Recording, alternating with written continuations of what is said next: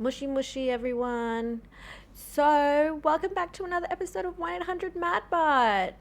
Yes, there is no intro music this time. That was a one-hit wonder.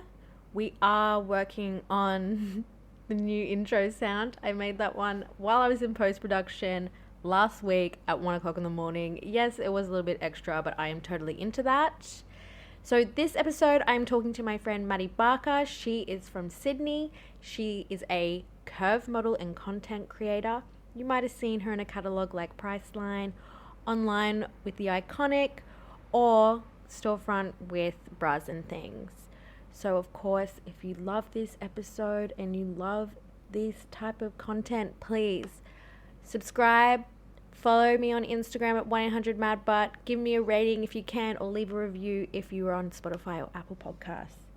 And without further ado, Maddy Barker, everybody. Yay! Hang on. Got it. You're so beautiful, by the way. I love your hair. Thank you. I am just putting my phone on D&D because all the boys in the new year are all coming out of the woodwork. That's how it goes.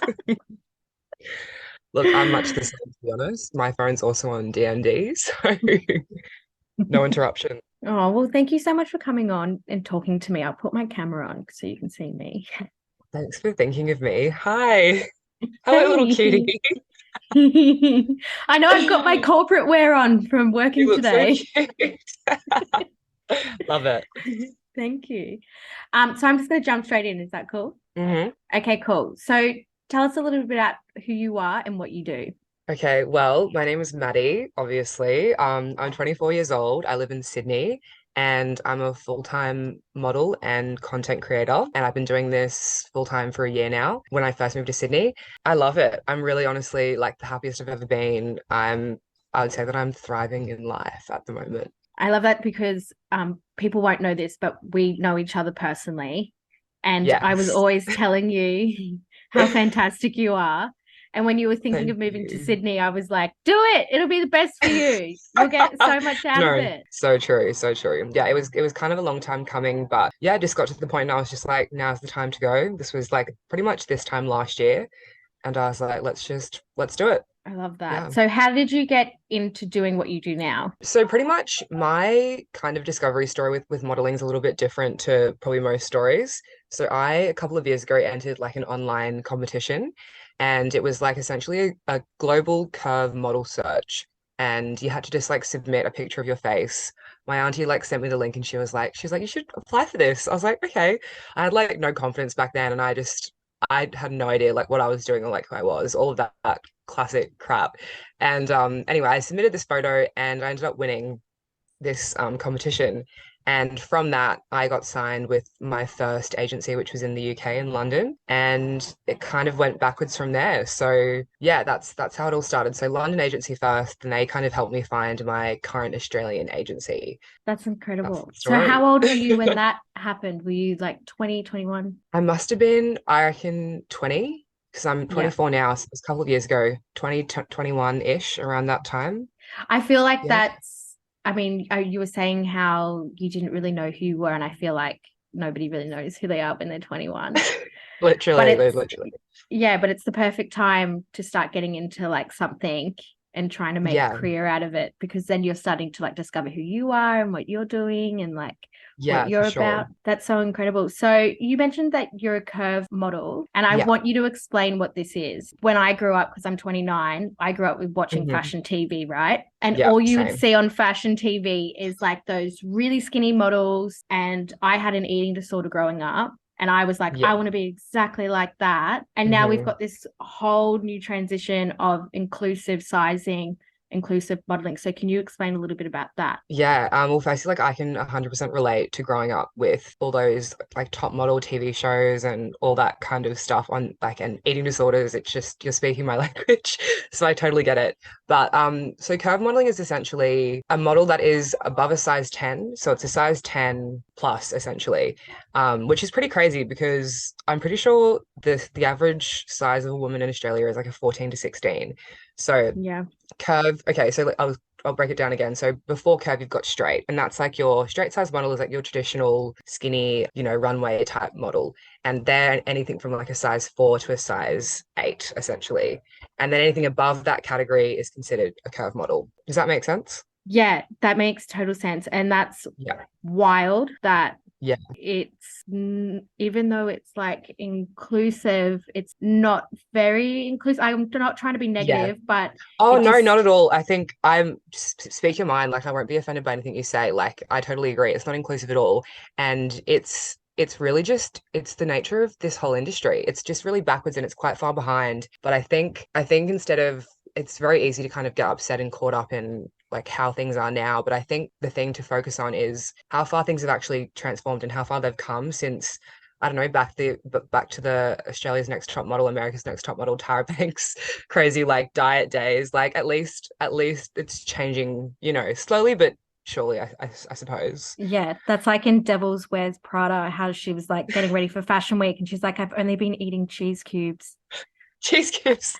Yeah, Yeah. literally. And I remember watching that as a kid and being like, I'm only going to eat cheese cubes this week. Like, literally, it's so damaging though. Like, I don't think these people realized at the time because they're all a product of the same vicious cycle. Like our parents, like all generations before us, that was all they knew. Like, we can't even really blame them, can we? Like, No, they didn't really any no. different, And you it's know? funny because like I look at the magazines from like the 1940s to 1960s and even like the bras weren't really Yeah, made for women's breasts. They were just like yeah, cones at one point and then it like yeah, and we would it's just trying to fit this like societal standard and it's yeah, just so crazy. But I think going back to that point about how curve is 10 plus, like I think I've had this yeah. conversation with you before when we were drinking and I was just like, man, that just doesn't make any sense to me because No, nobody can like reach that standard. But I love that it's happening now though, because then I know that young people and teenagers and that sort of thing, they will be like, oh no, mm, wait, I don't have to be a size 6.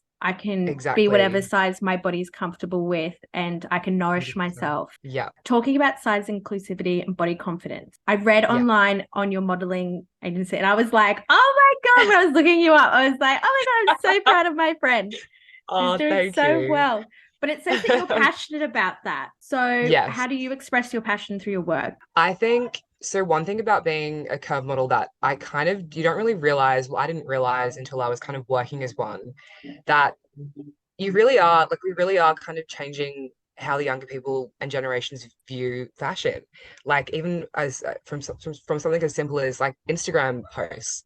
Like, I've got girls on there who are 14 to like 18, or even like people my age who are just like, wow, like, thank you for just posting. Because, like, my personal brand is kind of less about in your face body confidence, blah, blah, blah. It's kind of just like, I just am that way. And I'm not like all my captions aren't about, oh my God, I've got thicker thighs and I've got the cellulite. That's amazing. And I love myself. I mean, that is the case. I do have all those things and I do love myself, but I don't feel the need to post that as my caption on my showing that my brand. Like Yeah. there's a place and space for those people and they're so important. But for me, my brand and the way that I'm kind of trying to get my message across is in a really subtle way by just being myself. And I think that's almost Very genuine. well, I think it's quite powerful in a way because it's kind of just showing like, yeah, this is my size, but also I don't need to point it out every time I post a picture of myself. I can just post a picture and be like, I look hot. Do you know what I Yeah. mean? Yeah, and I think people can kind of look at that and be like, true. Again, I really think there's a place for those really amazing people who get out there and they're preaching body confidence because they've helped me get to where I am. But that's just personally not my brand. To answer the Mm, question, just honestly being myself, having my inner confidence is really we've come a very long way. We've come a very, very yeah. long way. Just my Instagram, I think just when you're on set, just being just grateful to be there. I don't know, just kind of I don't know. I think everything in life, this is getting a little bit deep now, but I think it all comes back to just being like actually happy, like inside. Yeah. That's That's amazing. I the mean, if that's the answer, then that's the answer. You does don't that need to even answer the explain it anymore. question? Yeah, it does. How do you think that the modeling industry is changing for size inclusivity and body confidence? Like, do you see on set it developing further? Look, I think there's a long way to go. Like I can give you an example of so there's been like plenty of times where I've been the only curve model out of like say 12 models on a set or like walking in a fashion show and like I'm their like token I'm their token curve. Do you know what I mean? Oh, So yeah. I guess the fact that I'm there at all is good, right? But it's just like, why is there just one of me? Why is there 10 or 11 size 6 girls and just one size 14 to 16? And the same goes for like people of color, African Australians, or like there's only ever one of them as well. So it's kind of like her and I kind of like looking at each other being like, yep, this is it. Like you're the token black person, I'm the token fucking curve that model, you know? Yeah. And so look, I think the fact I'm there is a good start, but there is a long way to go. And it's the same on set as well. Like it's often one curve model, one Asian model, one black model. Do you know what I mean? Yeah, it's reminding me a lot of my times when I worked at Mecca Cosmetica and a new brand would come out and it would only have one shade of a dark skin tone. Yeah, yeah, And people would come in and they'd want to try it and we'd be like, we're so sorry. Like, there's only one shade. It may fit you, it may not. yeah, And it's yeah, really yeah, reminding me of that. And now it's making me think, oh, wow, there's like, once you look into modeling, there's like all these little offsets. Like now, when you watch a yeah, Netflix show, you'll find that they will have diverse range of actors. It yeah. It's getting won't just better. be yeah. It's just making me think of that. I mean, I hope that it doesn't hinder your confidence on set when you're in that type of situation. Like, how do you cope with that? Do you have any coping skills Honestly, or anything? um, I think like I kind of look at it as a place to be to practice gratitude, to be honest. I'm kind of just like, I mean, if there's going to be any of us here, I'm glad it's me. Obviously, for one, I'm getting booked for the job, so that's always nice. And I think in those situations, if there's any other like models listening, you just kind of turn up, be yourself, be your best self, and kind of show the casting people or the world that like you do deserve to be there and that more of us should be there. I think looking at all these things in a positive way is probably the key to success, really. Because if we're going to sit here and be angry and negative, like, yeah, there's so Mm, many things to be upset about. And yeah, there's lots of improvements to be made. But I think the amazing thing is that we're there. Like, praise be. Do you know what I mean? yeah, So I think just it's a good start, and that's all I can really say, I think. And yeah. I'm not sure if other people would feel the same. I'm sure I've got some friends who would be a little bit more enraged than that, but and they're so rightfully so as well. Yeah, that's kind of how I deal with it. Yeah, and that's your own personal experience. So I guess it's all just about mindset. And it's funny because I watched this TikTok the other day and it was saying how for the new year, when something doesn't go your way, you should just be like, no, there's a positive in this. Everything Yeah, goes my way. It's going to be great. It's going to be good. And then the next thing that happens is going to be great because you put your mindset onto that positive thing. for sure. And like the thing is, But I don't want to come across like I'm sounding like too overly like positive and just like that toxic, mm, like when people are just like so happy all the time. Like that's definitely not me. And I can think of a situation where I rocked up and I was the only curve model, and it felt like a scene out of like a high school teen movie, but like there was the odd one out, just like sitting on the side of like the bleachers. Do you know what I mean? And the rest of them were just like all in their little like groups, like talking amongst each other. But I think it's situations like that that kind of make me go, okay, well, rocking up and being anxious in the corner and shy by myself is not going to make me friends.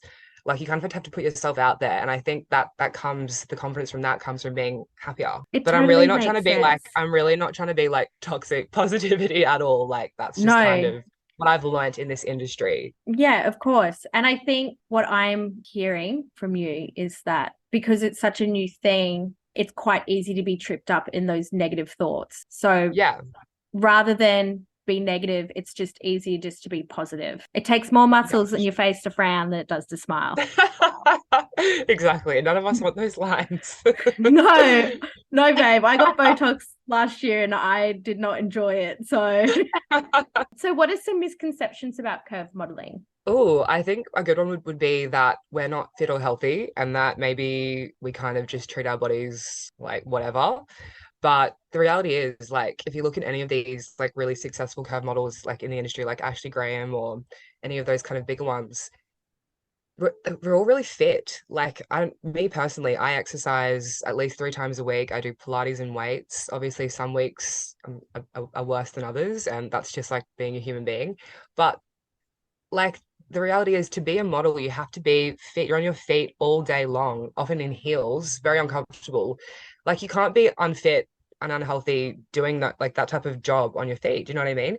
Yeah. So I think that's a massive a common misconception is that we're unhealthy and don't look after ourselves and blah blah blah. And it's not true. Yeah. It's not No, true at I've all. seen your Yeah. posts when you're doing Pilates, and I'm like, man, I really need to do some more Pilates. Like, It's more for my mental health, to be honest, but obviously like the physical benefits come, that's like an added bonus for me. But yeah, we're fit, we're healthy, we have to be. We're on our feet all day, you know? It's a demanding job. yeah. Who's been your favorite client so far? Um, Or your top that's three? okay. Well, so before I moved to Sydney, I had kind of like a list of brands that I really wanted to work with, and my number one brand was Bras and Things. And I recently did a storefront campaign for them, and that was just like pure like bliss, joy, happiness. That's so So that was good. really amazing. Very, very grateful to have worked with them. And who else? I swear, like I always forget brands that I've worked with. The Iconic, they've Incredible. been they've been a pretty consistent client for me and they're great. Love the team there. Honestly, like all of the jobs I've done, I'm just like every time I get booked, I'm just like, thank you. I'm like, yeah, this is my job. I love doing this. Happy to be here. No, I feel that it's like that with my commissions. I'm always just like, Yeah. oh, cheers. Like, Yeah, you're like, thank you guys. so what's inspiring you currently? It can be anything. It's a good question. Um, my friends really inspire me. I've made some really amazing friends in Sydney, and they shout out Sarah Bell. And they are just like they make me so happy. Like they're both models as well and creatives. Belle like makes her own fucking costumes. Sorry, can I swear? Yeah, you can swear. Just no C bombs. But yeah. Okay. Belle makes her own costumes, which is like sick, and Sarah's a photographer. And I'm just like, how are these two really cool people, my friends? Like, Yeah. I don't know. So they really inspire me. My family inspire me because they all work so hard. My auntie's a GP, my mum's a teacher, and I don't know. I think being around like these strong, empowered women who just work really hard, that's really inspiring. Yeah. How's the nightlife in Sydney? Is it still good? I had recently had a big one actually, but the nightlife, I don't know, I don't really go out that much. I feel like I more prefer like dinners and drinks and that type of that type of vibe. But I think it's getting better. I think like the lockout laws are less. Yeah, because Yeah. when I lived in Sydney, the lockout laws came into effect as I was like leaving. But I was there when I was like your age, like sorry, when I was 21. So I think it would be a little bit different if I was like 24. I like gay clubbing because I feel like it's just fun and I don't know, less pressure. Yeah, totally. I mean, the only place to go in Brisbane is the beach, really, or the Yes, Wickham. true. But On the weekend, that's a dirty little joint, isn't it? they just renoed it. Oh, did they? No longer dirty. Yes. Sorry, Wickham. No, Sorry. sorry, Wickham. I mean, I've never been there, but I have girlfriends that go there. So what are you looking forward to most this year? Oh, I'm looking forward to just really smashing out my work. So I feel like for me, last year was kind of about establishing myself in a new city Mhm. and kind of making a little bit of a name for myself. I think I accomplished that. So this year's kind of about just like really just excelling from that point, working more, making lots of money, having fun with my friends, looking after myself, health, wealth, all those things, connection, love. I love love. I love love too. No, I love that. And that's like what my 2023 is all about, right? Because like I had a 2 year Yeah, break. So my 2023 intentions was to reconnect, just to be a nicer kind of person to yeah. myself and other Yes. people, mostly to Yeah, myself. yeah. Well, that's where it starts. I think the kindness has to start from you to you. Otherwise, how are you expected to be kind to someone else? Mm. What is like the steps when you are booking a job? So, do your Yeah. referrals come from your agent being like they want to book you? Like, what's a casting? How do you do this? Because I don't know, Okay. I'm not a model. So yeah, no, that's a good question. I feel like a lot of people just don't have any idea. And I mean, how would you? Because it's just so it's different. Anyway, okay. So I'll answer the question now. Okay, so pretty much the benefit of having an agent is that they have their own client base. So pretty much there's two ways to book a job. The first one is to kind of get a booking without a casting. And I'll explain that process. So pretty much a client will come to my agent and be like, hey, we're looking for a girl for this job, size, blah, blah, maybe blue eyes, brown hair, whatever it is. And then my agent will be like, okay, this is who we've got. And then the client would be like, yep, we like her. I'm going to do a direct booking with her. And then I'll get an email from my agent and it will say, you've been confirmed for blah, blah, blah. And then you can hit or like accept or decline down the bottom of the email. And that's kind of how it goes. And then on that email, it will have like the rates for the job, all the information from the job, the brand, blah, blah, blah. So that's kind of one way. That's like a direct booking. And then the other way is to go to a casting. So castings can kind of be, they can be online, they can be in person, they can be, there's so many different ways to have a casting. Probably like a lot of people would be familiar with like the cattle calls that we've like all seen on those like model shows on TV, where there's just like rooms full of girls and like lines like waiting to be seen with their little like card. Yeah. So that's like less common. It's more like for me, I've experienced a lot of like request casting. So a client has asked to see me, and then you kind of go try on the clothes, they take some pictures of you, and then yeah. Bougie. Does that Love make it. sense? It does make sense, babe. No, it does. Because I don't know. I like never have been a model. So I'm just like, and whenever I It's think of quite modeling, fun. I just think it's like you guys are all in a room and then you have like your cards or whatever, and they're like, oh, we'll give you a call. And you do your walk, obviously, or like, Yeah, it does happen like that, but just not all the time. what goals do you have for your career? Kind of big goal is I want to go to London, and that was meant to be happening in March of this year, but I've kind of just pushed it back for the same reason that I was mentioning before. Like I have only been in Sydney for like a year, and I think it would be silly to, you know, to leave so soon after just kind of starting to get settled. So London is on the cards for 2024, and then I think we'll just keep going up from there. I don't know. I'd like to go to the US. I haven't necessarily got brands in mind. I mean, I could list some designers, but yeah, overseas, working overseas, living overseas, and saying goodbye to Australia forever. Oh, yeah. I Yeah. mean, we're isolated little island over here, but I reckon you would Mhm. kill it in America. I think you'd probably kill it in like Europe and America and actually Asia too. You reckon? I feel like the little Asians, they're all so tiny, and I feel like they don't want these curvy, I curvy feel ladies like, over there.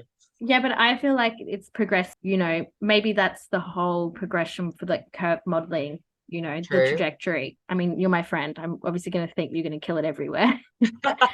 What brands would you want to work with? Because you said you didn't want to list them, but I'm curious. I want to know. Well, obviously there's in the UK like ASOS, that's just a pretty massive, well-known brand. And they shoot quite frequently. So I'd love to work with ASOS. Designers, I mean, let's just dive right in. Prada, Gucci, Louis Vuitton.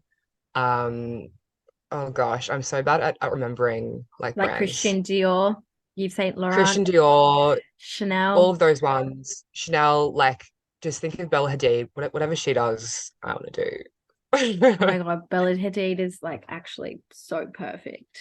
She's iconic. My name Yes. is Bella Yeah. Hadid. And I don't care what anybody says about Nepo babies. Like, Well, the thing is, her and Gigi, side note, they are Nepo babies, but they've also worked really, really hard to be where they are. And I don't care like what anyone says, they deserve to be there because they are really fucking good at their job, period. yeah, yeah.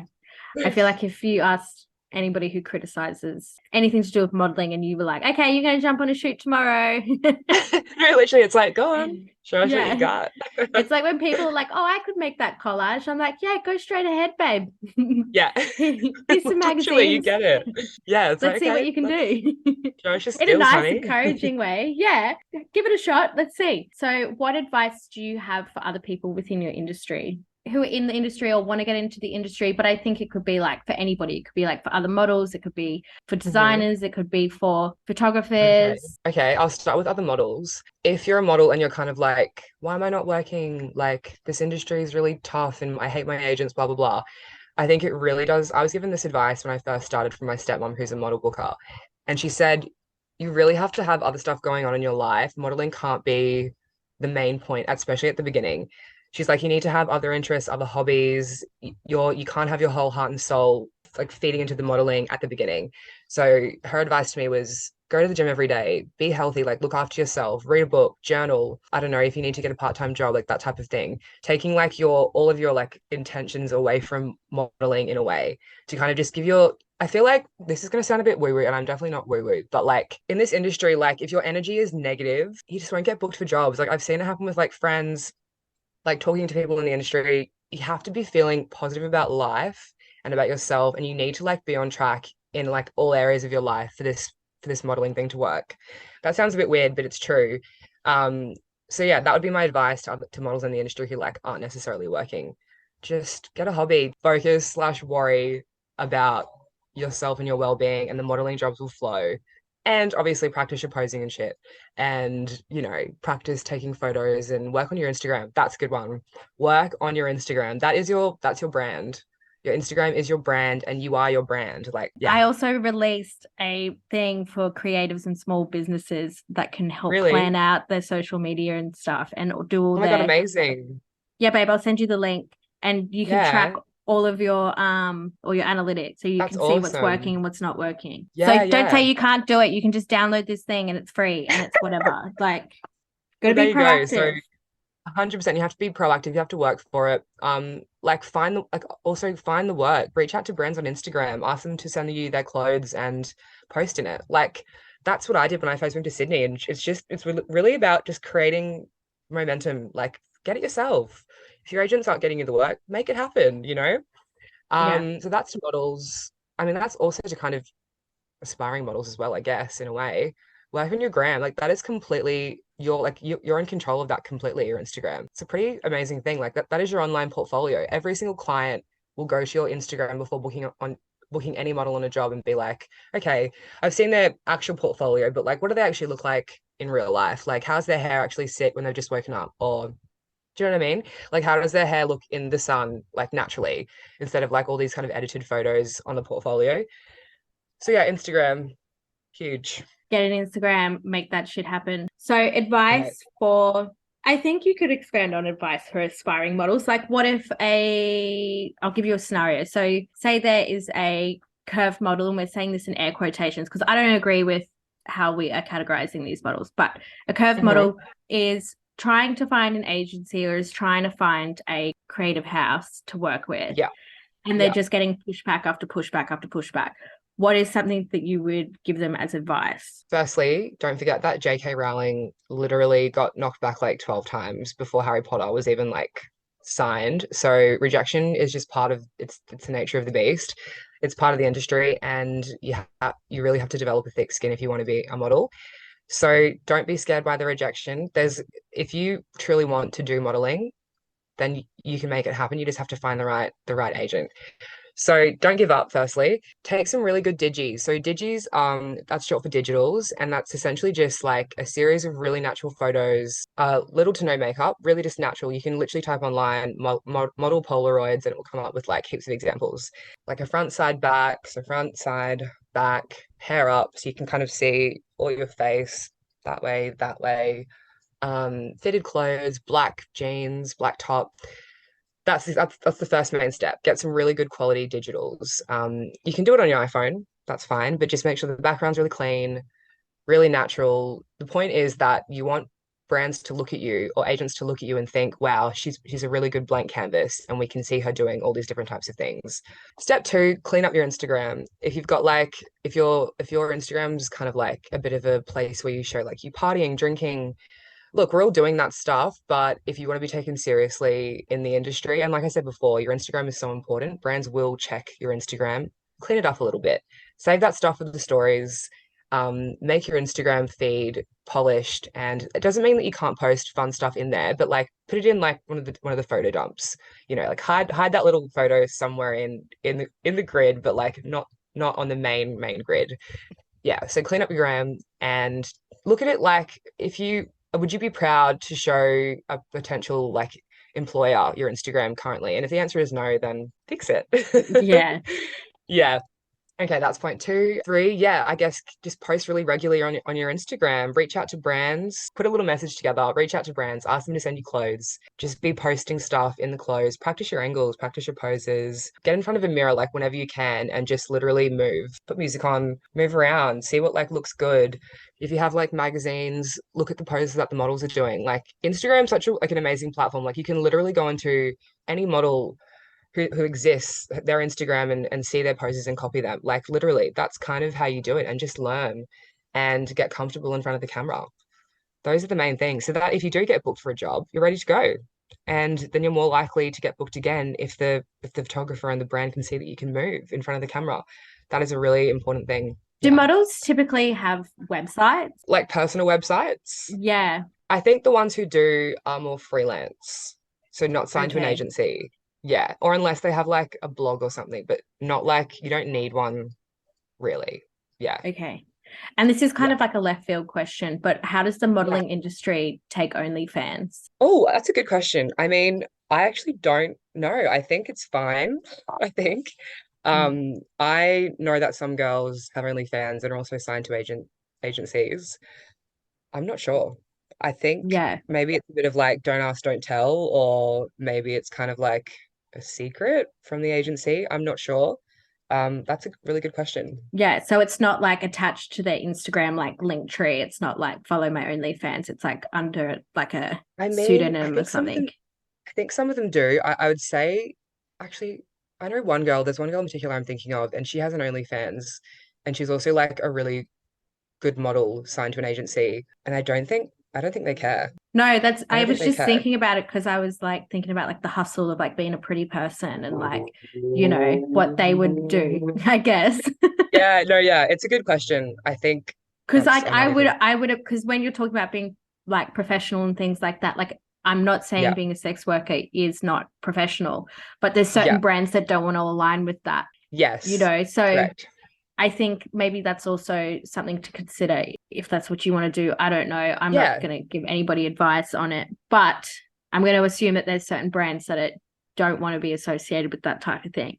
I would assume so as well. And I probably don't know enough about the topic to give advice either. But yeah, Yeah, like if you're going to do it, just like do it safely and consently and like exactly, live your best exactly. life, you know? Actually, walk me through your skincare routine because you have a really stunning skincare routine. Do you Thank fake tan you. at all or do you naturally tan? This is my natural tan at the moment. So in summer, I do go quite Amazing. brown, but I love a fake tan as well. Like I think fake tan definitely has its place and it can really even out your skin. And being a model in Australia, this is a really weird one. Australia is like the only country in the whole entire world that wants us to be brown all year round. Like brands literally want their models to be brown in winter. So like you do kind of have to fake tan sometimes, but then obviously anyone who's fake tan knows it doesn't always come off evenly. So that's kind of Mm. an issue. And if you're working like have to be 10 on the Monday, but then you have a job on the Friday, like it's going to be a little bit botched. So you kind of have to like plan it out. Personally, I try not to fake tan at all just because it's too hard to maintain. Fake tan sometimes if I have to, but try and avoid it. A really good brand actually is it's called Model Co. I'm not affiliated with them or anything. This is just purely because I love the tan's actually elite and it doesn't come off patchy at all. But my skincare, I keep it pretty simple to be honest. I've just recently started doing this new skincare routine and it's the most steps that I've ever done. It's with a brand called Trilogy, but I don't know, just in the morning, I'll literally just do a cleanser and a moisturizer and obviously SPF. But at nighttime, I'll do the same cleanser. I don't even know the names of the products. It's a series, there's That's like eight okay. of eight little products, and it's like this special little like hyaluronic acid thing, and then another little oily thing, and then another little oily thing, and then like a really nice moisturizer for the nighttime. Okay, so you got three serums. I bet one of There's them's three vitamin serums. C because you're glowing, Yes, one of them is vitamin C. hyaluronic One acid, of and another one would be a retinoid. I think it's the first one is so before the hyaluronic acid and the other one, it's called like a microbiome serum and it's meant to like help the rest of the products Sink seep in. into your skin. Yes. Yes, I think I it love does all do that. exactly that. So it's not like I love that.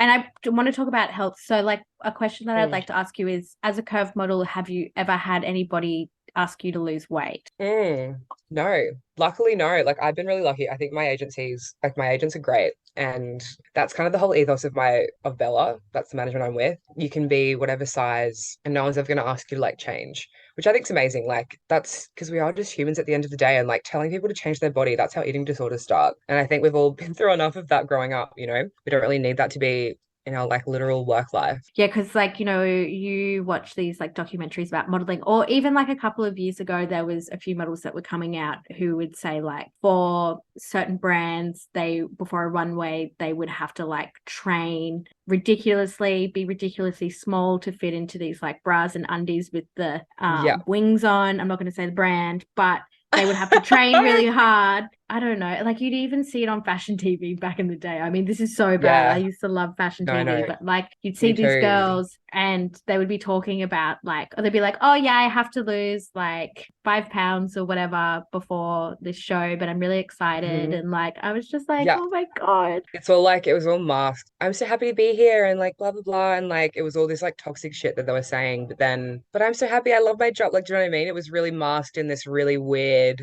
way that you don't question it. Yeah. So how do you But keep it's on top of your health? What do you do? well, I think mental health is a huge kind of point of conversation, and that's kind of I think where health really starts for me personally. So I just try my best to get good night's sleeps, which is not always easy to do. Like all of this stuff is like in an ideal world. So like in an ideal world, I'll try and get like 8 hours of sleep, move my body in some way, even if it's just like walking around the block, get some sun, try and I say this, try and stay off the phone. We're all on our phones like 24/7, so that's not really I'm working on that one still. I don't know, just movement for me is really, really important. And kind of talking to my friends and family about how I'm feeling like daily is also really important. For me, I'm someone who I can get really in my head about situations. I often really find it a lot better when I just can speak to someone and be like, okay, this is how I'm feeling. And I'm like, whew, okay, I can breathe again. Like, even if it's just a small thing, it can really get me upset or like, I don't know, I'm really sensitive. I feel my emotions very deeply. And I think I'm just someone who constantly has to be talking about how I feel. I don't think you're sensitive for having feelings. Like that's totally normal. Feelings are feelings, right? True. It's just a part of human nature. I think that's good. So having a support network helps. I think everybody should have a support network, whether you're like a creative small business Hmm. owner or like a model or a content creator. You thrive with a tribe. That's what I like to say. Yeah. So how is like the physical health side of things? Like, do you see a nutritionist? Do you see a dietitian or anything? Like, what does that look like? Do you have a PT at any point? So at the moment, I've got this app called the Pilates class, and that's kind of like I can do Pilates literally anywhere. I normally just do it in my bedroom. So that's one exercise that I do. And then I go to the gym and I have my own program that I kind of wrote. I've got a very interesting sporting background. So I grew up doing skipping, from like the age of like 2 to 15. So I was kind of doing like, and then I also did netball at quite a high level. I don't know, I played high level sports in my life. So I'm not kind of like a newbie to exercise, if that makes sense. And then when I kind of finished skipping, I worked with my cousin who's an exercise physiologist doing like weight stuff. So I've got like a bit of knowledge in those areas. Not like I'm not super knowledgeable, but like I know enough to kind of help myself make a routine. If that's kind of what I do at the moment. I don't have a PT or like a dietitian, but I've definitely seen dietitians in the past. I've had PTs in the past. And I think all of those kind of experiences help you figure out like what you actually want and what works for you. Yeah, because Yeah. as you know, I lost 15 kilos because I was going to Yeah, get a good for breast you. reduction. Thank you. I actually Mm-hmm. ended up going to my doctor being like, I was going to go for a breast reduction. And she was like, don't. She's like, that's really invasive. She's like, why don't you try Ozempic? And this was before Ozempic was really massive. And then I lost 15 kilos for that. And also I was having back nerve pain because of my boobs. That's why I wanted Mm, the breast reduction. yeah. But I have never been a gym girly. Like I didn't grow up doing sport. When I did Yeah. rowing at school, I was a cox. Like I just sat there and shouted at people what to do. You know what I mean? Like, and so now I'm like, oh, I really want to get into like physical health. Like I'm turning 30 That's this so year. funny. Like, Yeah, yeah. and I'm just like, and people are like, oh yeah, just join a gym. And I'm like, yeah, but like I'll join a gym and then what do I Never do? go. Like I have a friend who owns a gym and I was trading a print for a gym pass for him and I went twice and then I left because I just felt so self-conscious. So when you're Yeah. in the gym doing your thing, what do you do to make it work? I know people are Oh always like, gosh. also, by the way, people are always like, they're not focused on you, but I That's feel like true. it's so intimidating. Oh, it is. And I like even today, so I've just started a new gym and I went to the new gym today and I had like the most intense like talk going up in my head. I was just like I was like, everyone's looking at you, everyone thinks you're a freak. Like that was going on in my head. And I'm someone who like I go to the gym. So like I understand that like negative self-talk like so much. And I think like it's just a bit of a mental game, really. Just talk yourself into being there. Like I don't know. I really don't know. I'm still figuring it out myself, to be honest. I think maybe good advice is if you kind of go with a plan of what you're going to do, if you kind of already know where the equipment is, that's if you want to do the free weights. Otherwise, maybe like if you were to go to a gym, you just do the classes. See, I love doing Pilates, former Yeah, I love Pilates. Pilates too. Yeah. So Or expensive though. yeah, I mean, or I think when you start at new gyms, like a lot of them offer like two PT sessions or something, and that kind of just like shows you the different parts of the gym and can kind of give you an idea of exercises. I don't know. There's options. Depends on like Yeah. what you're interested in doing at the gym. Yeah. Do you feel like the gym helps you with body confidence, like feeling confident within your own body? Oh yeah, there's nothing better than like the like endorphin adrenaline rush that you get after you've done like a weight session. Like it feels so good. I literally like walk out of the gym feeling like elated. I'm just like, wow, I've got to do that more often. All right, I'm gonna set like a personal goal to like try to do some exercise. Not this Yeah. month, maybe next month. Yeah. I think just like make sure that you can just get a little routine and know where the equipment is in the gym. And then you can walk in feeling confident, like knowing what you're doing. I think because like that's kind of for me, that's where the insecurity comes in. I'm like, oh, am I doing this wrong? Or like, what if I go over to that machine and fuck it up and then the weight falls in my head or something? Or like, what if that like gym bro over there is like watching me and like laughing? Like, you know? Yeah. Talking about other men, how's dating as a model? Is it different to Um, dating as like a non-model? I don't know. I think, well, it's kind of like I think dating with having like hot pics on Instagram. If you're someone who posts kind of hot pics on Instagram and you look good, the nature the nature of the game is that there's going to be some men in the DMs. Let's just say that. And most of the time, it's men that you don't necessarily want there. But sometimes a little cutie slips in, and I've definitely, since moving to Sydney, there's been a couple of men that I've met through Instagram who have kind of found me on Instagram and pursued things that way. And some of them overseas. And yeah, I don't know. I love this. Girlies out dating. Woo. Um, yeah. I mean, I don't ever really typically give people like my socials or anything like that because I don't Hmm. want them to know my art and then I don't want them to go onto like my website and find out who I am. Yeah, yeah, Like I just want them to get to know me for me. Like this yeah. afternoon, I had a message from this guy that I was talking to like last year. I only had my first name, and he must have found me through TikTok. And he just sent me a random message being like, "Hey, I found you on Instagram," Oh and I was like, gosh. "What the fuck?" You're like, bruh. And I was just like, "Oh, I'm so sorry. I'm currently seeing someone. Have a That's a great great day." excuse, isn't it? Yeah. So, how's dating in Sydney compared to Brisbane? Or Oh how's dating in Sydney gosh. in general? Dating in Sydney, I've kind of given up. I mean, I've like, so being in Sydney for a year, I've seen a couple of different people. Oh gosh. It's I haven't I was cl kind of close recently to I was seeing this guy and things were getting a little bit serious and let's just say I had a bit of a freak out and I was like, "Oh my God, like I'm not ready for this yet." And fully like had that conversation. This was like 2 weeks ago. I hope he doesn't listen to this. Maybe he I'm like, will. "Oh no." It's okay. Who knows? And I had to just kind of be honest and I was just like it's honestly it's nothing to do with you. I'm just not ready for a relationship essentially.